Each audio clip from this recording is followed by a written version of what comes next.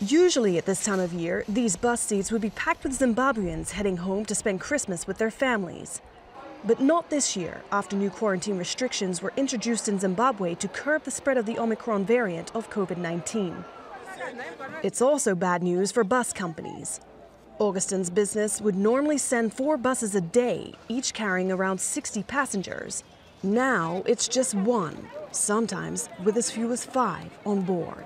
Since COVID started, we don't have a business. You look as you see, it's very quiet. Even the booth, I have look no business. This quarantine, this is COVID killing our business. So people are scared when they go into Zimbabwe, they are getting quarantined. So no one business as usual. It's compared another years ago. This year there's no business.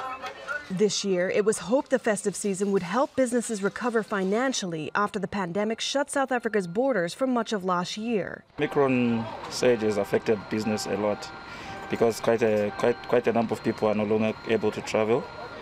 And also on our side, we cannot be able to make plans for the holiday, considering that we have to, especially the issues of quarantine. If you get into quarantine now, you're going to take about 14 days, and then the holiday is already over.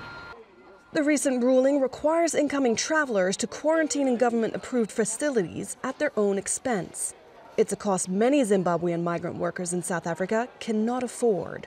Here in South Africa, the minimum wage is around 21 rands an hour. In US dollars, the currency used in Zimbabwe, that's $1.40. So you can imagine just how much people would have to save in order to both travel and quarantine.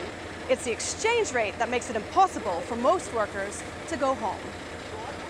It also means Zimbabwe's struggling economy will not get its desperately needed annual influx of foreign currency. Those Zimbabweans who do make the 24-hour-long trip home are using up their savings and borrowing from others. Some say they really had no choice. You can't stay maybe 3 years, 4 years, 5 years without seeing your parents. There was difficulties, and also you got children who are there, you see. Now we see we must see them, and they must see us, you see. So that's why we decided to travel now.